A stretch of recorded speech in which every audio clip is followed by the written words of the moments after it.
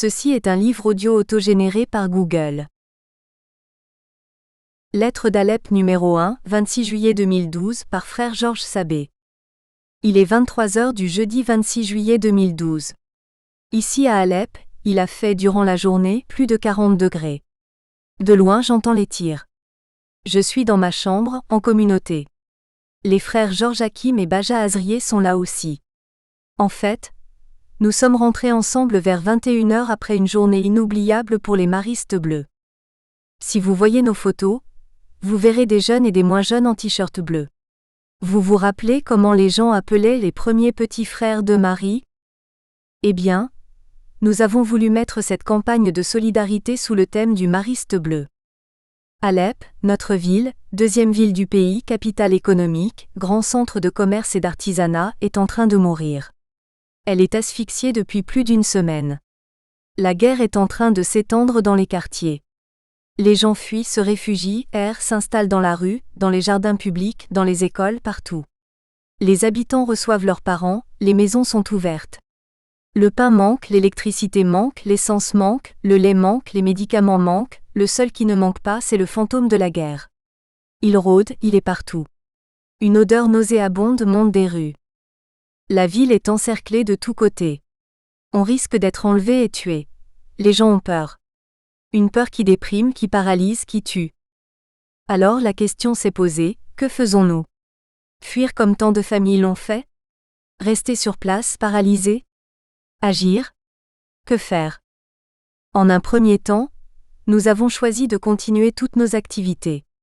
Nous avions lancé des projets de colonies de vacances et des activités éducatives. Mais tout doucement, nous avons réalisé que le danger était énorme et qu'il fallait arrêter. Ce fut la décision de mardi passé, arrêtons nos activités.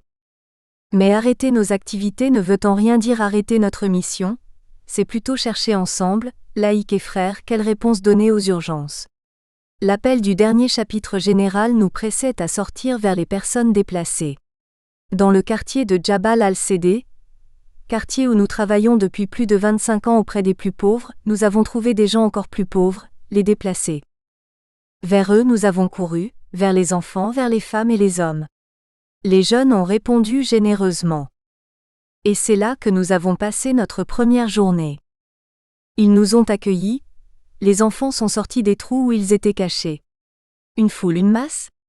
Un ballon les a animés. Ils ont joué, dansé, chanté. Chacun d'eux est une histoire sacrée qui se révélait à nous. Une petite qui partage sa douleur d'être orpheline. Un garçon qui offre dès le premier instant un crayon à un animateur. Abaïtak, lui lance-t-il, je t'ai aimé. Une fille se transformera tout doucement, grâce à une main qui ne l'a pas lâchée. Elle ose retirer ses mains qui bouchaient ses oreilles. Elle joue à la corde, elle sourit. Le cheikh imam vient nous remercier. Quelqu'un demande, vous êtes chrétien ? Un vieux vient vers moi pour m'embrasser et me dire, Choukran. Je ne le connais pas, je ne sais pas son nom, je ne sais pas pourquoi il m'a remercié, mais quand même le geste est posé. Un pacte d'amour et de confiance est signé. Les dames écoutent les femmes. Quelle dignité! On ne se plaint pas. On remercie Allah.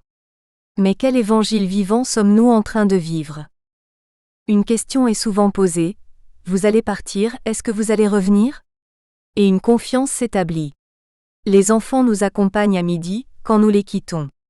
Ils chantent autour de nous comme pour nous dire, restez, nous vous aimons. Et à 17h quand nous revenons, ils sont déjà là, et la fête reprend, la danse, le jeu, le sourire, le bonheur. Mais les besoins pressent, besoins les plus élémentaires. En ce mois de Ramadan, mois du jeûne pour nos frères musulmans, les besoins sont énormes.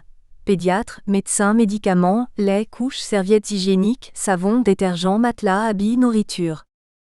Ils sont répartis dans 2 écoles, 900 personnes entassées. Le flux ne cesse de grandir. Des familles, 2000 personnes sont installées dans le jardin public. Elles subissent la chaleur mais ne veulent pas être casées. Peut-être, rêvent-elles de se réveiller le matin pour rentrer chez elles ? Et pourtant ce rêve paraît aujourd'hui lointain, sans aucun espoir d'être réalisé prochainement, si un chez eux existe encore. Et ceux-là sont une goutte dans une mer de déplacés, de sans-logis, de laissés de côté. Mais pour nous ils sont des noms, Zeynab, Mustapha, Ali, etc. Ils sont un visage, ils sont une histoire, ils sont un regard, ils sont un poème. Pour eux et à cause d'eux, nous risquons. Oui, nous risquons nos vies. Certains jeunes n'ont pas l'aval de leurs parents. Certains bénévoles ont organisé leur foyer pour oser un geste. Tous, nous savons le grand risque de travailler quand les armes ne se taisent pas. Mais un seul sourire d'un enfant n'est-il pas suffisant pour faire tomber toutes nos craintes? Et si demain? Texte de Frère Georges Sabé, 2 août 2012. Et si demain jeudi 2 août 2012, je me réveille pour entendre les rafales tout près de moi, dans mon chez-moi, que ferais-je? Prendrais-je moi aussi ma carte d'identité, le peu d'argent qui me reste et partirais-je? Partir où, quand, comment, que prendre et que laisser? Qui prendre et qui laisser? Adieu mes amis. Adieu ma famille. Adieu ma terre. Adieu ma rue. Adieu mon chez-moi. Adieu mon chez-nous. Plus rien ne sera mon chez-moi. Je ne serai plus qu'un chiffre en plus sur les registres de ceux qui m'apporteront à manger, feront jouer mes enfants, m'abriteront, s'occuperont de ma maladie. J'augmenterai le nombre de ces déplacés, de ces gens qui sont ailleurs même s'ils sont chez eux. On viendra me recenser. On viendra pour savoir quel âge j'ai, quel âge a ma femme ou mes enfants, si je suis mariée ou divorcée. Ils auront droit de vie et de mort sur moi. Mon intimité leur appartiendra. Les médias parleront de notre catégorie, ils nous emploieront comme un jouet, comme un mauvais signe, comme une denrée à consommer très vite, car bientôt d'autres victimes seront leurs stars. Peu importe ce que je sens, eux ils ont besoin de faire de moi un reportage, une histoire, un PPT, un documentaire. Ils veulent rafler le prix de la meilleure photo de l'année. Eux ils seront reporters du monde et moi, je resterai le numéro un tel, de la chambre une telle, de l'étage un tel, de l'école une telle, du quartier un tel, de la ville une telle, du pays un tel. Moi, je ne serai plus moi, je n'aurai pas le droit d'être. Le seul droit que j'aurai est celui de survivre, je ne dois même pas mourir car je les embarrasserai avec ma dépouille, je serai l'augure d'une épidémie, le reflet d'un fantôme. Heureusement pour eux que je sois moi, le déplacé et qu'ils soient eux, les installés. Ils me serviront, ils feront leur devoir humanitaire, même leur devoir religieux. Ils seront quittes avec leur conscience. Heureusement pour eux que je sois moi le déplacé, car l'infime de leur surplus sera un don, une générosité. Et moi je continue à me questionner, pourquoi moi? Quelle faute ai-je commise? Quel péché? La vie est-elle une vraie errance? On m'a appris au catéchisme que sur cette terre nous sommes en quête du ciel, mais quel ciel? Et si le ciel était le reflet de la terre?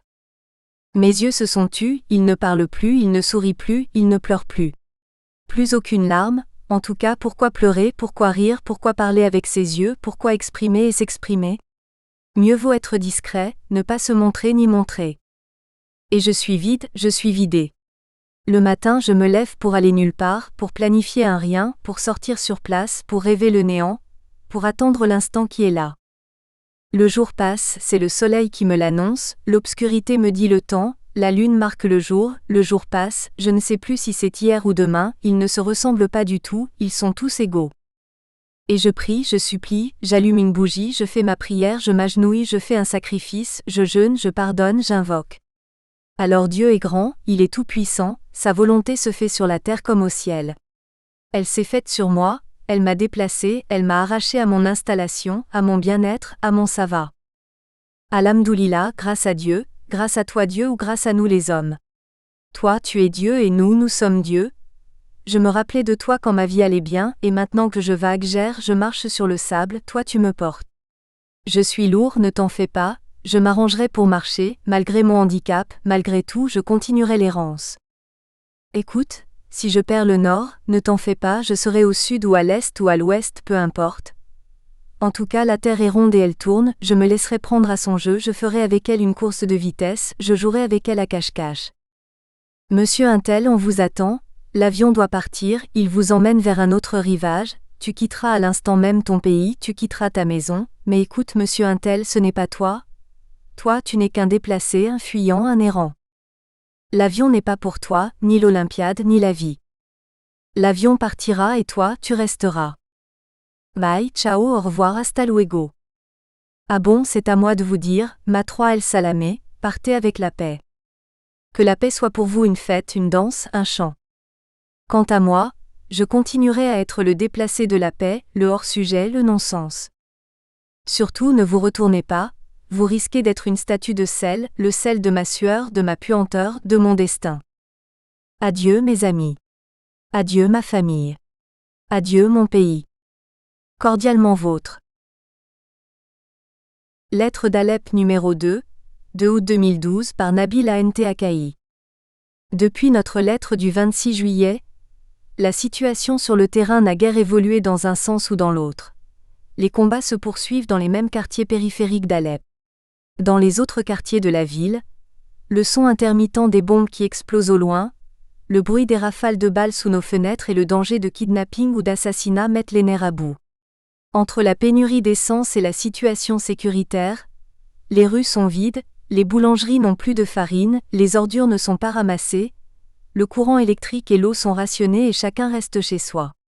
Sauf les déplacés qui ont quitté leur logement souvent très modeste, abandonnant leurs maigres possessions, fuyant les zones de combat et qui errent dans les rues à la recherche d'un abri. Les jardins publics et les écoles sont leur refuge. Les autorités ont ouvert une trentaine d'écoles pour loger les déplacés, mais en leur fournissant seulement le toit et laissant le reste aux ONG. Notre groupe, les Maristes Bleus, est maintenant composé d'une cinquantaine de personnes, surtout des jeunes. Nous avons pris en charge 3 écoles contiguës dans un quartier populaire d'Alep que les chrétiens ALE accent aigu peint appellent Jabal al-Sédé, la colline de Notre-Dame, et les musulmans Cheikh Maksou. À peu près, 900 personnes y sont entassées, surtout des familles avec 4 à 8 enfants chacune, toutes musulmanes, syriennes certes mais d'ethnies différentes. Il y a des Arabes, des Turkmènes, des Kurdes et beaucoup de Kourbates, les Roms. Notre action se situe à plusieurs niveaux. D'abord, assurer le logement, matelas, serviettes, eau potable. Puis la nourriture, le iftar puisque nous sommes en plein ramadan pour les adultes et les 3 repas pour les jeunes, le lait pour les nourrissons. Ensuite l'hygiène, installation sanitaire, propreté des lieux, des toilettes. Puis la santé. Nous avons ouvert une antenne médicale avec des jeunes médecins qui font un roulement pour soigner les malades et surtout leur fournir les médicaments gratuitement. Il ne faut pas oublier que ces personnes ont quitté leur domicile, avec les seuls habits qu'ils portaient sur eux. On essaie de leur fournir des vêtements surtout, pour les bébés et les enfants. Enfin et surtout, nous nous occupons des enfants. Nous essayons de leur faire oublier la guerre et leur misère. 25 jeunes maristes bleus se relaient matin et soir pour les faire jouer, les distraire et occuper le temps très long par des activités éducatives. Tout ce que nous faisons ne vaudrait rien si notre équipe n'était pas animée par des valeurs communes. Le respect de l'autre, le traiter en frère et non en bénéficiaire d'aide, l'humilité, les relations simples qui rendent à l'autre sa dignité, l'accompagnement des enfants et l'abandon de toute forme de paternalisme. En retour, nous sommes payés par le sourire revenu sur le visage des enfants et par le regard fraternel des adultes. Nous sommes persuadés que les personnes disent de nous « Regardez combien ils s'aiment et combien ils aiment », c'est pour nous le meilleur témoignage. Lettre d'Alep numéro 3, 10 août 2012, par Nabil Ant Akai. Depuis notre lettre du 2 août, la situation militaire à Alep s'est dégradée. Les combats se sont intensifiés et se sont étendus à de nouveaux quartiers. La journée du mardi 7 août était la pire, avec une incursion des rebelles dans les quartiers d'Ashrafaye, Syriac, Jadida et Jalaa. La majorité des habitants de ces 2 derniers quartiers est chrétienne, et ils ont eu une frousse énorme en voyant les rebelles armés, avec leurs bandeaux noirs sur le front, sous leurs balcons et ont eu peur d'être des cibles involontaires des ripostes de l'armée. La vie quotidienne a encore empiré. Certes, le pain est de nouveau disponible dans les boulangeries, mais les coupures d'eau et d'électricité sont plus fréquentes et plus longues et l'essence quasi inexistante. Le prix de tous les produits a été multiplié par 4 ou 5. L'essence, dans des bidons au marché noir, se vend à 250 livres-litres, 50 livres auparavant, et la bonbonne de gaz, indispensable pour la cuisine, à 7000 livres, 500 livres auparavant. À noter que le salaire moyen mensuel d'un ouvrier ou d'un petit employé est d'environ 8000 livres, 1 euro égale 86 livres. Les usines sont fermées, les commerces aussi, les gens n'ont plus de travail et les employés ne sont plus payés.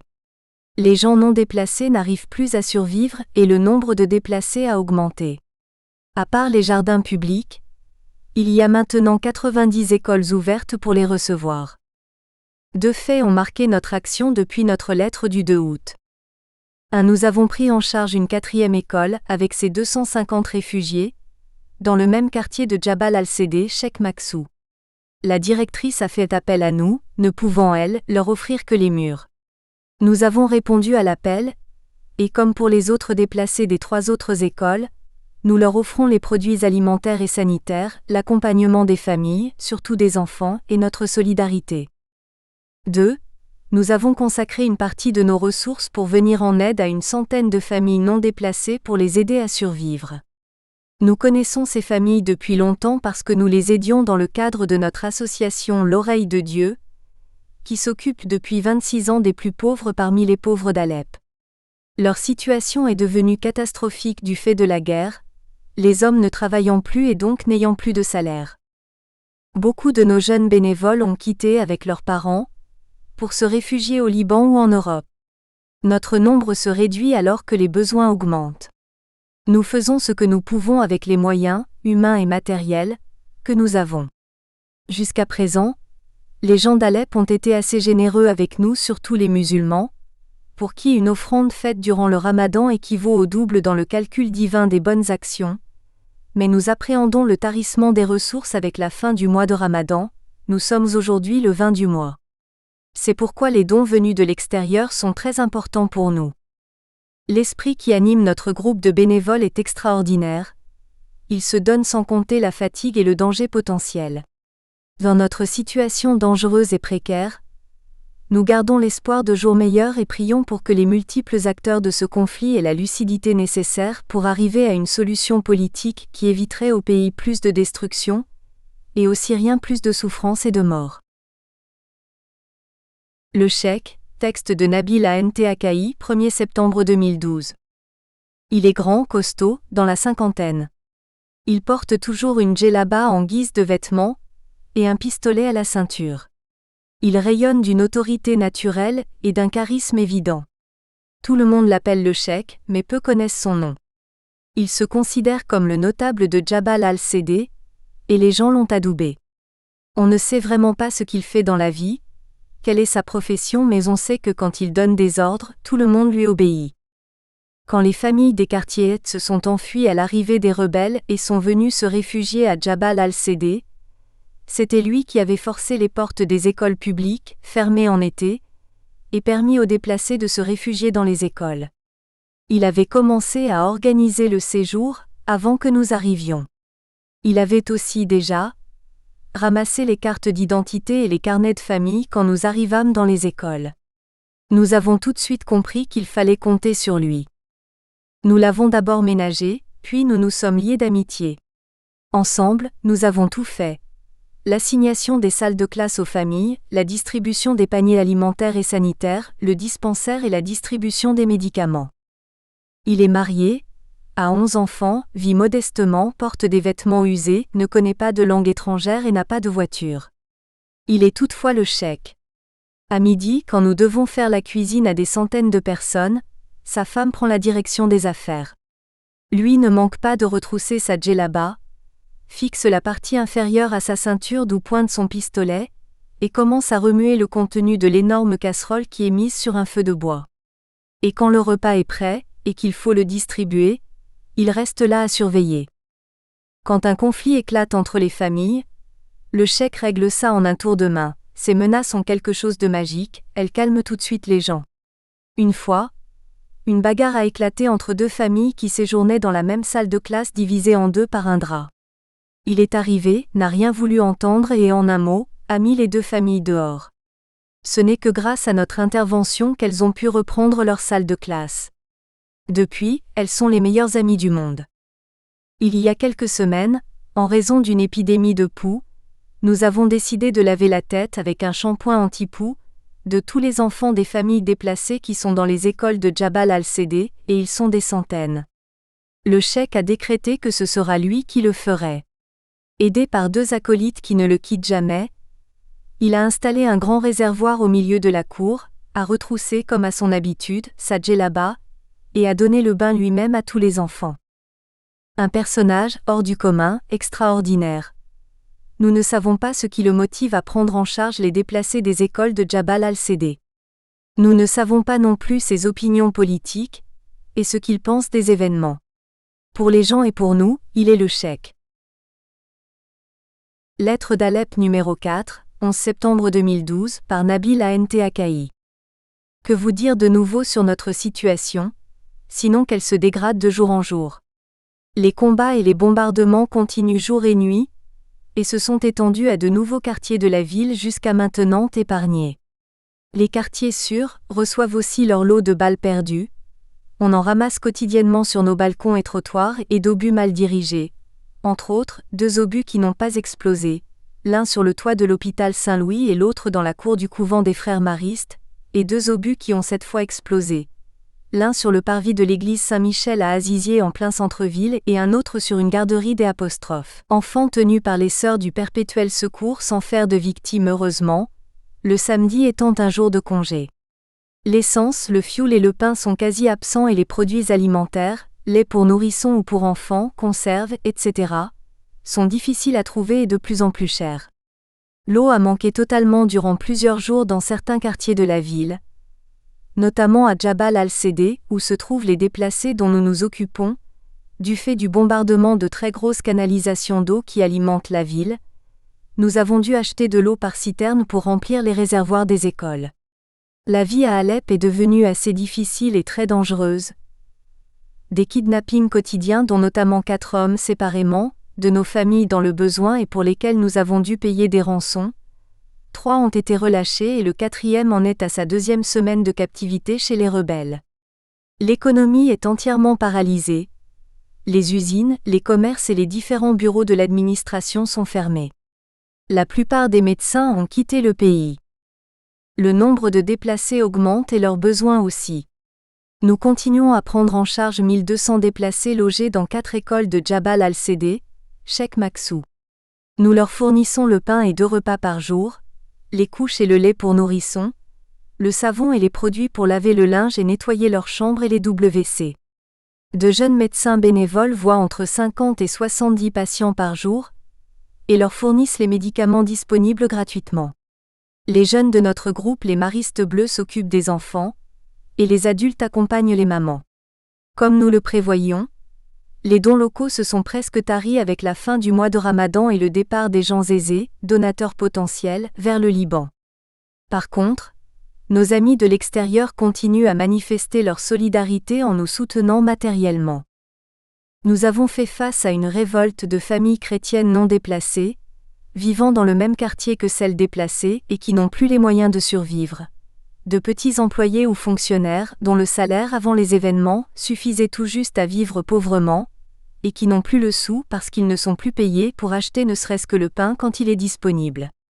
Nous avons pris l'initiative d'un nouveau projet Saleh El Jabal égale le panier de la montagne, qui consiste à fournir un panier, assez consistant pour nourrir une famille, d'aliments une fois par mois à 280 familles chrétiennes pour satisfaire leur faim, et ceci en collaboration avec certains évêchés et Caritas Syrie.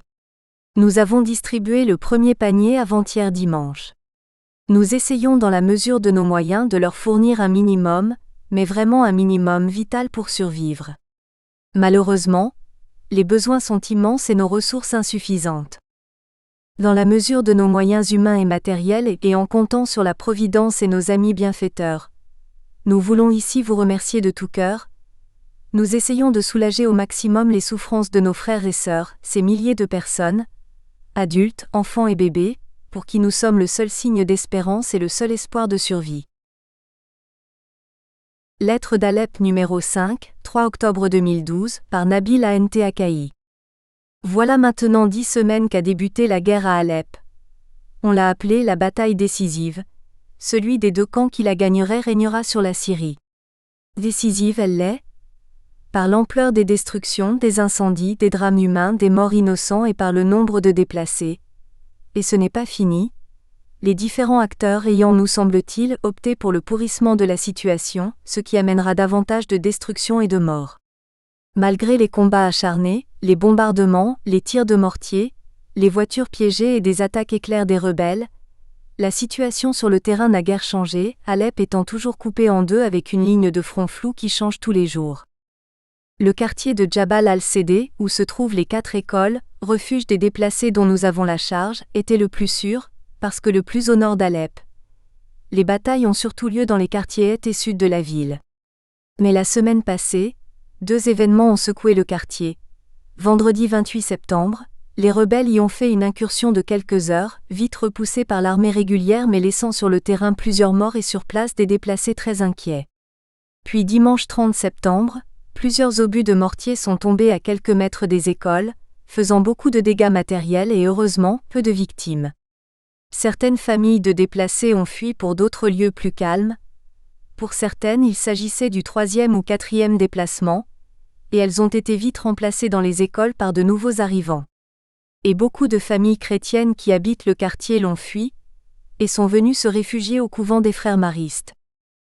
Notre groupe les Maristes Bleus continue, il faut le dire en toute humilité, avec un grand courage et beaucoup de bravoure, à prendre en charge les 1200 personnes déplacées logées dans les 4 écoles de Jabal al-Sédé en leur fournissant les produits alimentaires pour survivre, dont le lait pour nourrissons et enfants et les produits hygiéniques, couches, savons, en les soignant pour les maladies aiguës qu'elles attrapent ou chroniques qu'elles ont, diabète, hypertension, en prenant soin des enfants et en accompagnant les mamans. Récemment, nous avons entrepris un nouveau projet pour les déplacés, Je veux apprendre. Frère Georges Sabé l'a ainsi présenté sur la page Facebook des Maristes Alep. Je veux apprendre, j'aime apprendre. Nous avons écouté avec notre cœur. Petits et grands nous ont demandé un crayon, un cahier pour écrire, pour apprendre, 5x5. Comment écrire 1, 2, 3, 4, 5? Ose regarder ce que j'écris. Ce sont les mots de l'espérance, les mots de l'amour, les mots de remerciement, les mots de la confiance et de la foi. J'existerai à cause de votre regard tendre, amoureux. Pour eux tous, adultes et enfants, nous lançons notre nouveau projet, Je veux apprendre. Leurs écoles n'ont pas ouvert leurs portes, nous leur offrons nos cœurs, pour qu'ils y écrivent de leurs mains une nouvelle page de leur vie, une vie qui vaincra la haine et la violence, une vie, hymne d'amour qui ne finira jamais. Tout ce que nous faisons n'aura pas été possible sans le soutien généreux des bienfaiteurs qui, de l'étranger, nous manifestent leur solidarité en nous envoyant des dons, surtout, grâce et par l'entremise de Françoise Parmentier. À elle et à vous tous, nous voulons dire un grand merci. Nous voulons vous assurer que tous vos dons nous parviennent immédiatement et intégralement. Avec l'argent à notre disposition, nous achetons sur place tout ce qui est nécessaire et nous ne dépensons aucune piastre en frais administratifs ou de fonctionnement. Tout ce qui est récolté va aux bénéficiaires. Notre travail repose sur un bénévolat total. Quant aux produits distribués, nous les trouvons sur place. Tout n'est pas disponible tout le temps, mais les commerçants trouvent le moyen d'accéder parfois à leurs entrepôts situés dans des zones dangereuses en payant une rançon, ou d'amener des produits d'autres villes syriennes en payant des droits de passage aux rebelles qui, sinon, se les approprieraient. En terminant, nous voudrions partager avec vous ce qu'une amie suisse nous a envoyé et qu'elle a entendu sur France Culture dimanche dernier. Au creux de vos vies, le Seigneur dépose l'espérance. Dans le creux de vos mains, le Seigneur dépose son amour. Au fond de vos yeux, le Seigneur dépose sa lumière. Dans le fond de vos cœurs, le Seigneur dépose sa paix. PS, certains se sont demandé pourquoi les lettres ne sont pas signées. Cette fois, elle le sera. Nabil Antakai. Mariam, l'autre visage de la guerre, texte de frère Georges Sabé, 20 octobre 2012. La guerre fait rage à Alep. Les déplacés ne cessent d'arriver dans le quartier de Jabal al-Sédé, cherchant un abri. Ils viennent des quartiers est de la ville. Nous nous occupons des familles qui logent dans les 4 écoles publiques du quartier. Tous les jours, Amo Youssef, Monsieur Joseph, le conducteur d'un autocar, ramasse les jeunes bénévoles qui viennent nous aider dans l'animation des activités pour les enfants. Nous portons tous un t-shirt de couleur bleue. Comme tous les matins, les enfants nous attendent et ils crient, les bleus sont arrivés. Ils courent. Ils veulent voir si nous avons des ballons ou si nous avons apporté quelque douceur. Les parents nous regardent de loin. Ils vont recevoir la visite de Margot, de Leïla et d'autres dames qui vont les entretenir. Le chèque m'attend. On doit discuter des besoins les plus urgents. L'hiver approche bien qu'il fasse actuellement chaud, la guerre s'annonce longue, destructrice, horrible. Le nombre des déplacés augmente. Comment célébrer la fête Al-Adha, qui s'annonce? Tant de problèmes de logistique doivent être résolus. Le service de santé est bien organisé. Nabil dirige le dispensaire. Il est ouvert tous les matins. La pharmacie est bien fournie. Maja organise le travail des jeunes bénévoles. Ils sont répartis dans les 4 écoles. Les enfants apprennent de nouveaux chants. Des parties de foot sont organisées pour les grands. On raconte des histoires aux petits. Hier, à la réunion de l'équipe des Maristes Bleus, quelqu'un a proposé de commencer à faire une heure de classe en regroupant les enfants par tranche d'âge, mais plusieurs défis nous attendent. Où se feront les cours si toutes les salles de classe sont occupées par des familles? Quel programme? Comment résoudre le problème de l'éclairage si l'électricité continue à être coupée? Une première proposition surgit. Donnons-leur à dessiner ou colorier, nous évaluerons par la suite. Un jour, Leïla commente la situation de Mohammad. Elle a 5 enfants, 4 filles et un garçon. Le papa est employé à l'éducation nationale. C'est le 4e déplacement qu'ils subissent depuis le fameux 23 juillet. Tous les enfants allaient normalement à l'école. Ils sont bien cultivés, mais ils sont sous le choc des déplacements répétés et de l'horreur d'un vécu quotidien. La famille a tout perdu sauf la dignité. Mariam, l'aînée, a 17 ans. Elle veut continuer ses études et préparer son bac. Elle n'a pas réussi à emporter ses livres. En attendant, elle demande à intégrer le groupe de bénévoles dans l'animation des activités pour les autres enfants. Elle veut porter le t-shirt bleu. Il paraît qu'elle nous attend tous les matins. Elle nous voit arriver. Cette adolescente rêve de sortir, de courir, de faire jouer les enfants, de dessiner un sourire sur les tristes visages des petits. Elle veut se donner. Mais elle a honte. Elle se demande si nous pouvons l'accepter dans le groupe de bénévoles. Nous ne pouvons pas refuser sa demande. Il faut quand même lui parler, pousser un peu plus loin ses motivations. Nous allons à sa rencontre. Elle est jeune, timide mais souriante. Elle se raconte: quand j'étais toute petite, je rêvais d'être institutrice. Je voulais étudier, arriver jusqu'à l'université. J'aime les enfants. J'ai subi la guerre. Je ne veux pas qu'elle détruise les rêves des enfants. Quand les Bleus sont parmi les enfants, une certaine paix règne. Les enfants sont occupés. Ils sont heureux. Personnellement, je veux participer à vos activités comme monitrice. Il est vrai, je n'ai pas beaucoup d'expérience mais je suis prête à tout faire pour les enfants. Mariam a intégré le groupe de bénévoles, elle a reçu son t-shirt bleu. Elle prépare tous les jours une histoire pour les marionnettes. Les petits attendent impatiemment ce moment de la journée.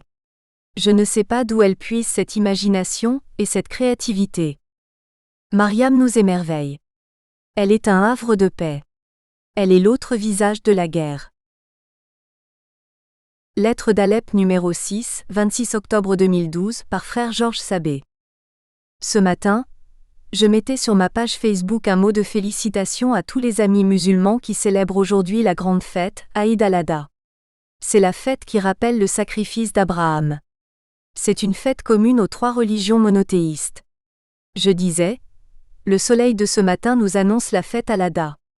Puisse cette fête être une miséricorde pour les croyants et une paix pour notre terre. En effet, ce matin, nous nous attendions à un cessez-le-feu, mais en vain. Les combats ont baissé peut-être d'intensité, mais ne se sont pas arrêtés. De plus, certains quartiers jusqu'ici épargnés ont été envahis par les rebelles, dont un quartier à majorité kurde et atteignant un quartier chrétien. Ce fut encore une fois l'occasion pour certains de se déplacer, de chercher un quartier un peu plus sûr. Parler de la situation à Alep, c'est parler d'une guerre qui nous apporte tous les jours son flux de mort, de destruction, de peur et surtout de non-sens. Mais c'est aussi parler de tant de témoignages d'action de solidarité avec les gens qui souffrent de cette guerre. Nous, les Maristes Bleus, avons vécu ce mois intensément avec de nouveaux projets qui sont venus enrichir notre mission. Je veux apprendre. Ce projet éducatif d'alphabétisation des enfants et de certains adultes, tous déplacés et logés dans les 4 écoles où nous agissons, a pris forme.